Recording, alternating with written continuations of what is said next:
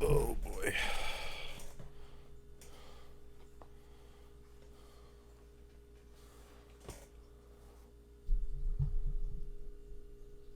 What's up?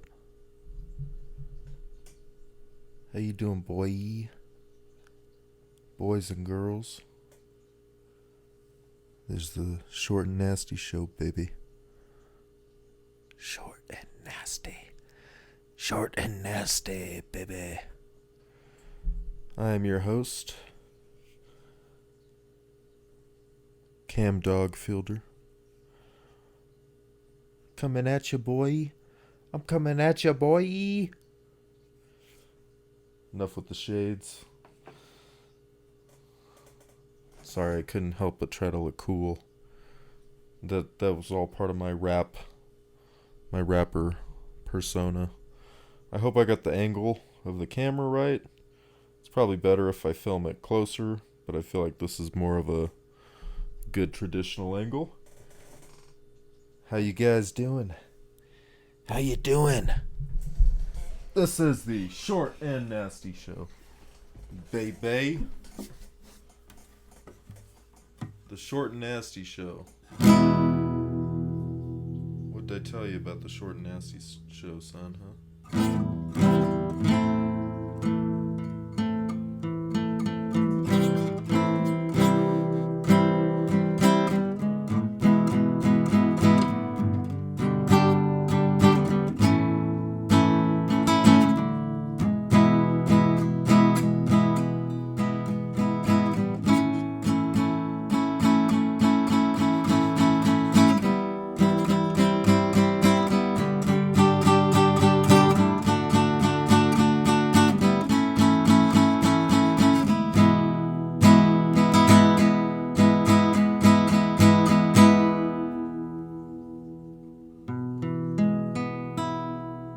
Short and nasty. Oh, the short and nasty show. The short and nasty show. The short and nasty.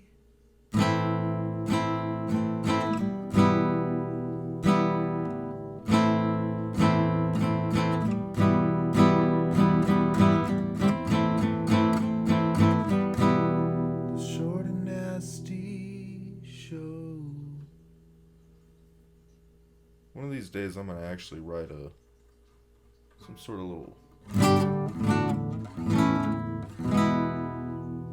of little short and nasty theme song for the show. Should it be? Maybe it should be something kind of dark, kind of.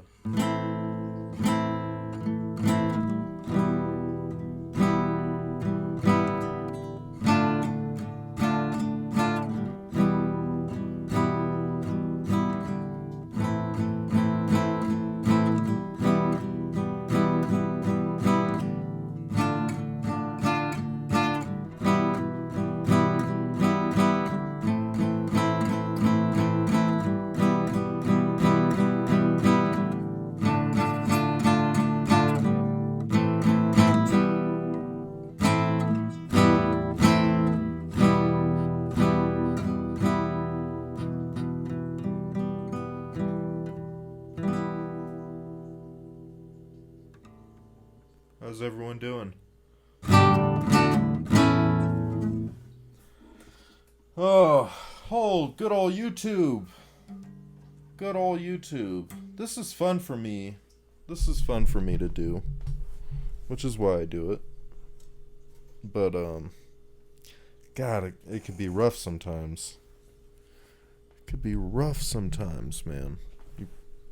You do one of these bad boys and it gets like 2 views or a view. Hey, that's part of it. You know, that's part of the grind. Since I started the Short and Nasty Show, I have netted, I think, -2 subscribers. So, but that's part of the grind. That's part of the something. Who knows? I enjoy doing this, though, so I'm going to keep doing it. If you don't enjoy watching it, I mean, it's not like people are disliking it. They're just not watching it, which is fine. And then a couple people unsubscribing, which is also fine. I have unsubscribed to channels before when I just don't find any value in it anymore. I get it, yo. So, with that said, I'm going to keep doing it. It's fun. Making videos is fun. And this way, when something happens and I feel like I have something to say about it, I have a platform to do it. And I really don't give a shit how many people listen. How's that? You can shove it right up your pooper, as Crikey Dingo would say. But if you are watching these, if you find them entertaining in any way, leave some comments down below. I don't really care to talk about any news or anything. It's all a whole bunch of negativity, isn't it? With all the shootings, and there's like 2 shootings over the weekend, and then that garlic festival shooting last week, and it's just too many fucking shootings. Becomes depressing after a while. I'm sure that's what everyone's talking about. All the shootings. Preseason football is going to be starting soon. I know a lot of people are probably stoked about that, because once you get the preseason out of the way, bada boom, baby. Time for the real deal. And I don't think the Patriots are going to be as good this year. I think that dynasty, although Brady just signed a 2-year extension, I think that dynasty is kind of... How could they be? I mean, Gronkowski retired. Brady is old as fuck now. I know people have been doubting him for a long time, just based on his age, and he's always kind of disproved the naysayers. But I gotta believe that the up-and-comers, like Patrick Mahomes and Kansas City, are gonna be better teams. The Rams might be good again. You know what I'm saying? The Rams did make it to the Super Bowl after all. And anyway, if you're watching this, I hope you understand that I will talk about whatever I want to talk about. This show is not about any particular thing. It's not about sports. It's not about movies. It's not about entertainment. It's not about music. It's about everything and anything that I want to talk about. So I'm pretty excited for football. I'm a baseball fan too. You know, baseball season's been going on. Angels, once again, suck ass. I don't know if any of you guys watch baseball, but let me tell you, being an Angels fan is not fun. It's not always unfun or unpleasant, but we do have Mike Trout, after all, and Shohei Ohtani, and there are certain things to be happy about. But once again, we're fucking bottom dwellers. Not a very good baseball team. That's rough. I really want Mike Trout. If you guys don't know, Mike Trout is the undisputed, and I know I'm an Angels fan, so that might sound super biased, but really he's the undisputed best player in baseball right now. And one of the big knocks against him is that the Angels never go to the playoffs. I think they went to the playoffs once since he's been a regular, and I think they got eliminated in the first round, so probably swept. So not been pretty, you know. That was, I think, his first full season was 2012. 2012. And this fucker, in a world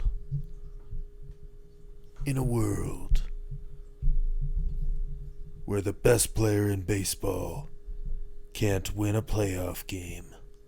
Mike Trout is... I don't know.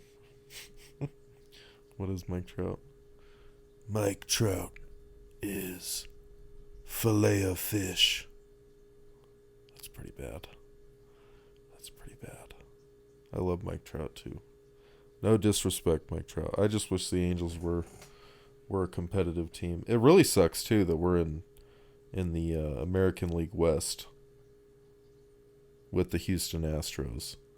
That juggernaut fucking team. Whoever thought the Houston Astros would end up being so good? You know, and the goodness and badness, like these big words I'm using. The goodness and badness of baseball teams obviously waxes and wanes as the times change and yada yada yada. But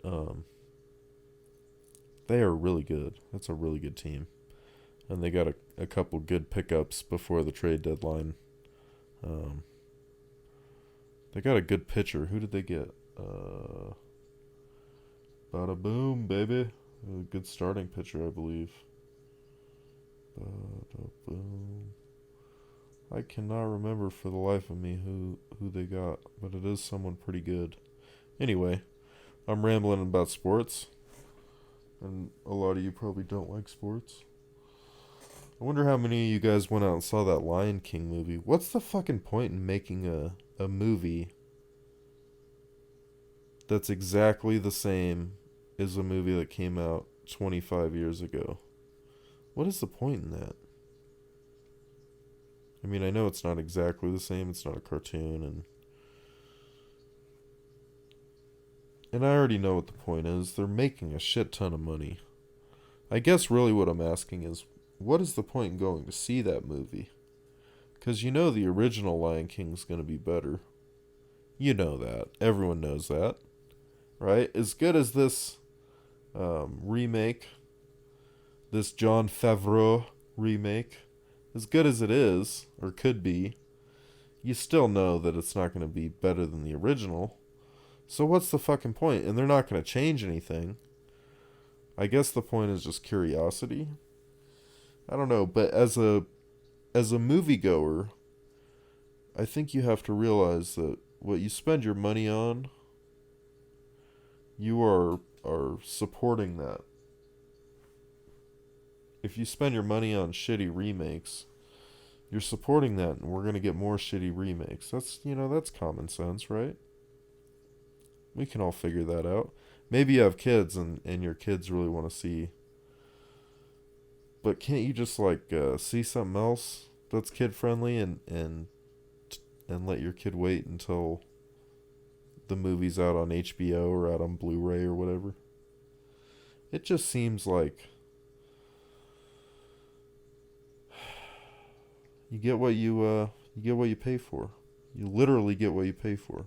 If you guys want to pay for shitty movies, we're gonna get shitty movies, you know?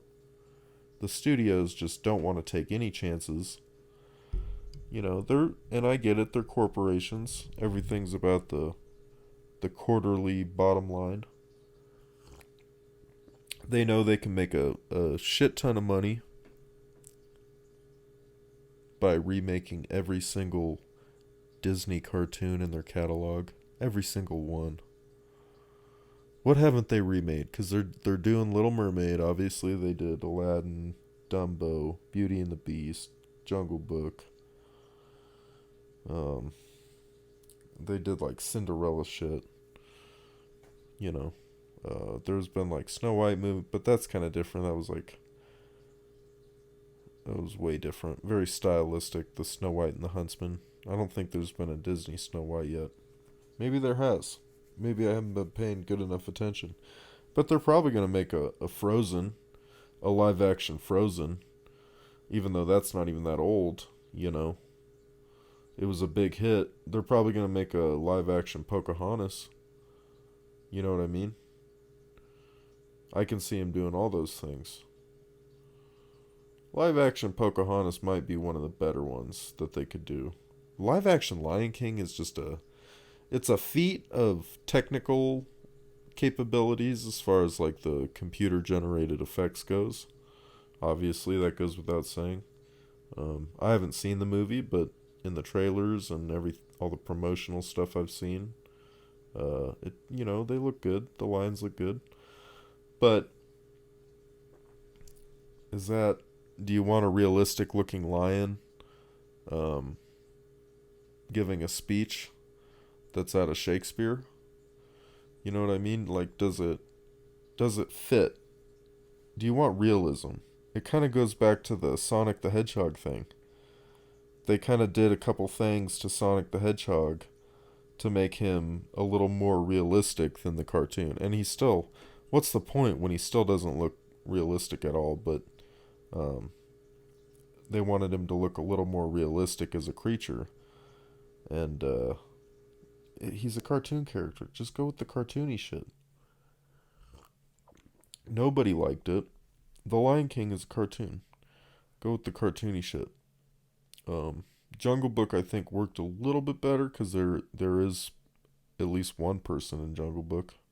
I think there's a little girl too, maybe. So there are some people in the Jungle Book, and I don't know. I think that because the Jungle Book is an older cartoon and it's not as legendary as the Lion King in most people's minds, I think that kind of pulled it off better, probably. And again, I haven't seen The Lion King, but I've heard a lot of people talk about it, and its shortcomings that we could all foresee. We all knew that it wasn't going to be better than the original. It's going to make a shit ton of money though, and they're going to keep doing them. So what they're doing, Little Mermaid. What else can they do? What other Disney movies were pretty big? Hmm. They've already made Peter Pan movies. I don't know, man. They're running kind of thin because they've done Alice in Wonderland. Like I said, Pocahontas. I don't know if they already have that in pre-production or um, maybe I just didn't know about it. Pocahontas is one that they'll probably do. Um, I don't know. And then from there, they're kind of like I said, they're digging. What are they gonna do? A Fox and the Hound? Because there was other Disney movies, obviously, that just weren't. They weren't as big, you know. There was a period there where the Disney cartoons kind of fell off in the 80s and probably 70s and 80s when they made movies like Fox and the Hound, which are good, you know, but there was other studios I think at the time that were actually a little more successful in the cartoon cartoon movie making industry. So, and then Disney had a big ass comeback in the late 80s, early 90s. Which I wonder what movie started that comeback. The fucking Little Mermaid or something? I don't know. Really, where Disney succeeded is making all of them musicals and then having good music in there. You know? Oh, they're redoing Mulan, I'm pretty sure. That might be okay. See, some of these make a little more sense. Like, if you did Mulan right, it might be okay because it's all people. It could be kind of epic. There's battles. You know, have some good music in there. Get a good director, good actors, get a good screenplay. I mean, the screenplay is going to be almost identical to the original Mulan, um, but do a couple little things to maybe modernize it. I don't know how dated. That's another good thing about a lot of Disney movies. They don't date that poorly. The worst one I can think of is Aladdin, because the genie has a ton of weird pop culture references that date to the 90s, naturally. And yeah, 25 years later, they just don't really fit, you know? I don't know. I hope, though, that people stop seeing the sequels, the remakes, the soft reboots, hard reboots, all the. I hope people stop spending money on that. And when original movies come out, uh, like Once Upon a Time in Hollywood, although the studios are always going to look at Tarantino as some sort of anomaly. You know, that movie's going to make a lot of money, but they're going to look at that and say, well, it's Tarantino, of course. They're not going to look at that as an indication that audiences are hungry for new stories. Audiences are hungry for creative, original art. You know, I hate to sound pretentious by calling movies art, but a good movie is art, you know. I guess even a bad movie is art because it's just my opinion that it's bad, you know. That's all subjective. So, anyhow, um I really hope people stop spending the money on those bad ones and we start spending money on the good ones, the ones that are taking a chance, you know. Like that Valerian movie that came out a couple of years ago. Now, I know it probably wasn't the best movie, but still, like, we should support movies like that and show the studios that they can take a chance and people will go see it. They can start a new franchise that's based on a French comic or French novel um, that isn't popular in America, isn't even really known in America. They can take a chance on something like that and people will go see it because people want to see new, fresh stories on the big screen. You know, that's a lot of the reason why we initially fell in love with the Marvel movies, you know, because there had been superhero movies, but having a superhero like Tony Stark, who's charismatic and fun and snarky. I hate to use that word snarky because that's like the stereotypical word people use to describe Tony Stark. And but after 10 movies or 12 movies or whatever, it's like, all right, we get it. You know, we just need new stories about new characters. You know, it's not hard to do. If you haven't seen it, go see Once Upon a Time in Hollywood. It's not a perfect movie, but it's really entertaining. It's really enjoyable. I think it's good. It has flaws. The story lingers. The story lingers a lot. You know, there's not a lot of Tarantino's movies besides like Kill Bill, and I think I said this yesterday, but besides like Kill Bill, a lot of his movies just kind of stagnate. There's not a lot of growth for the characters. The plot isn't really doing anything. There's no structure. Um, Stuff is happening, but it's not. There's no structure to any of it, and it's not moving forward um, in any substantial way to resolve the characters' issues. I'm so ineloquent at 6 in the morning, but but that's kind of the charm of a Tarantino movie. You know that that a scene can be kind of meaningless. You know, meaningless in the grand scheme of things, in the macro verse, but so important in the microverse. You know, there's something really interesting about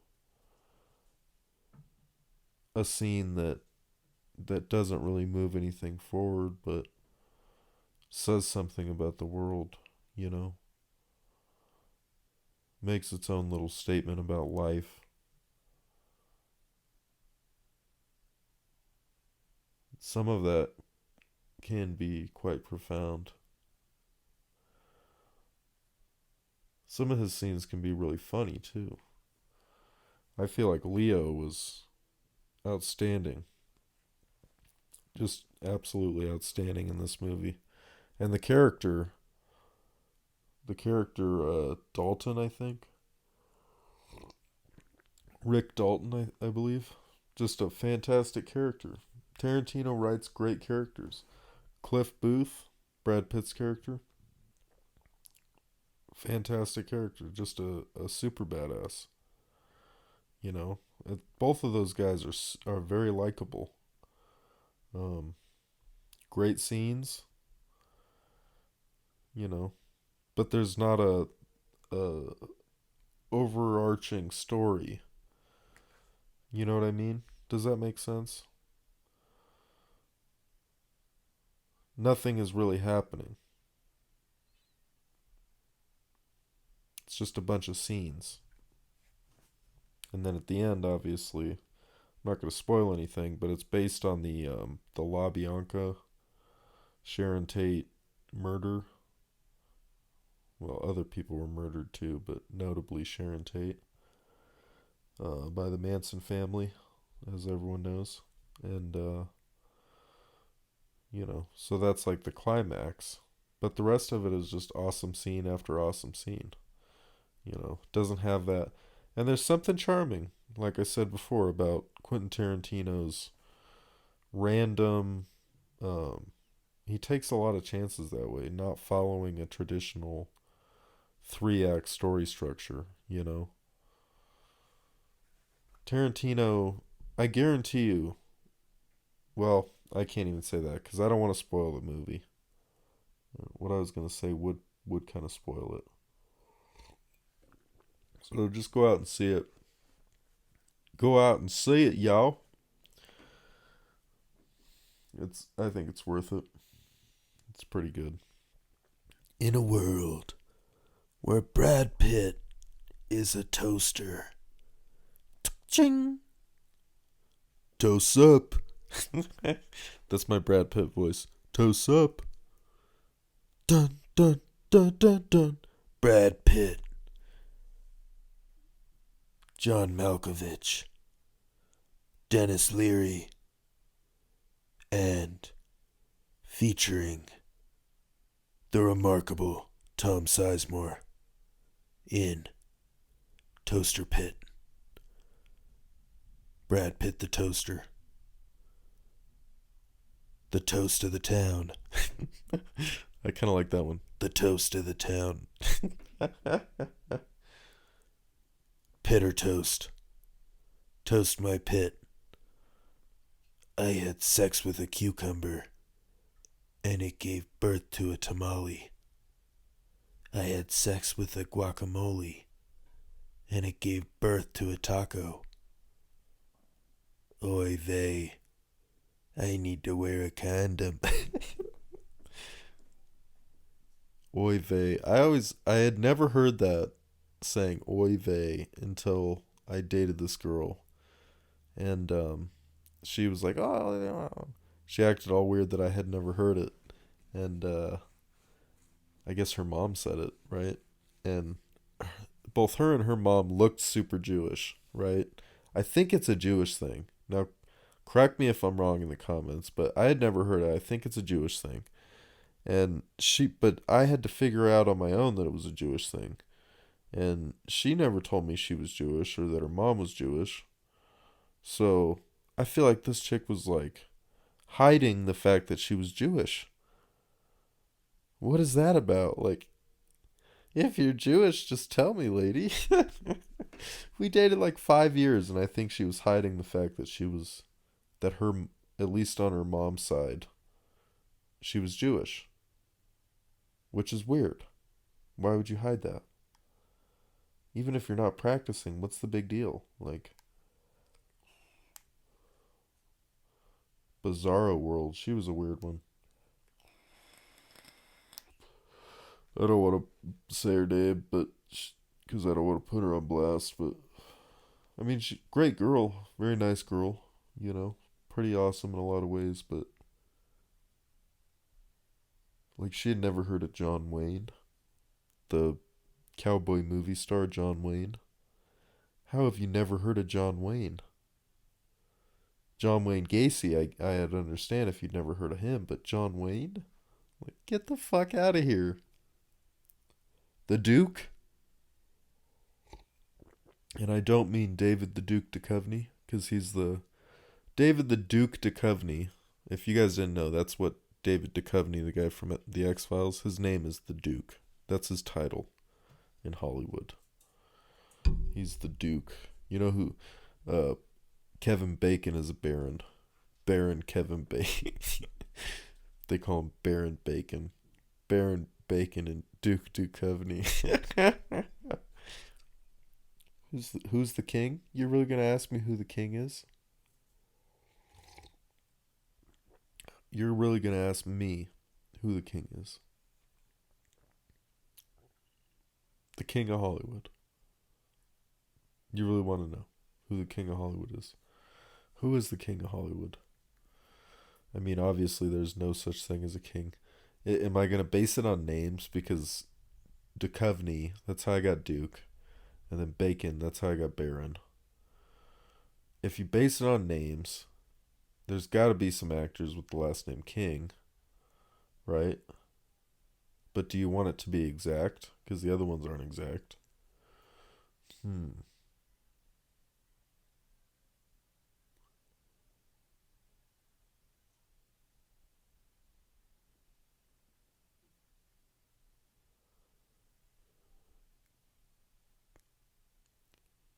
I give up.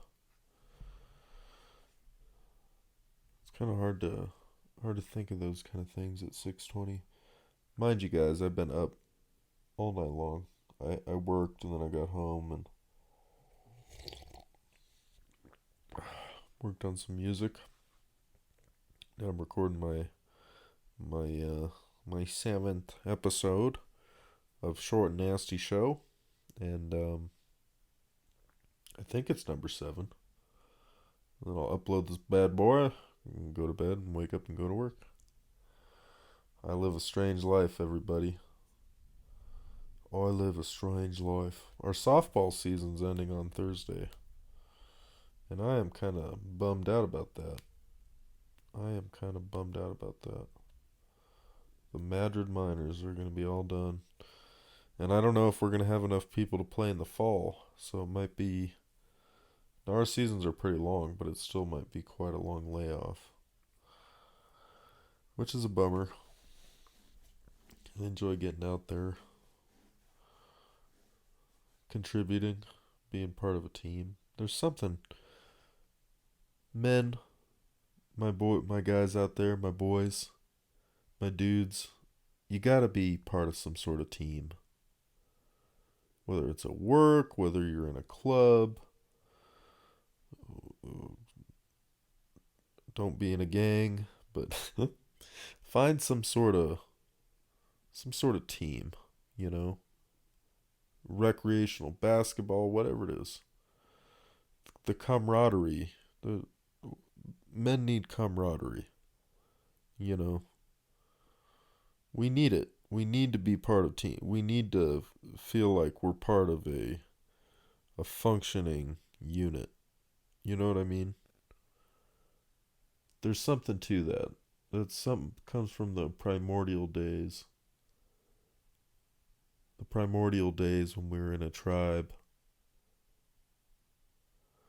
And we all had to work together, and you felt good by working together with your broskies.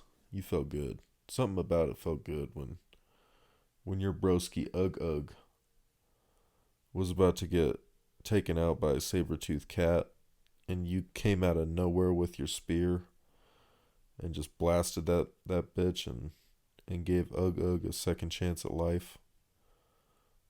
You felt good about that shit. You felt...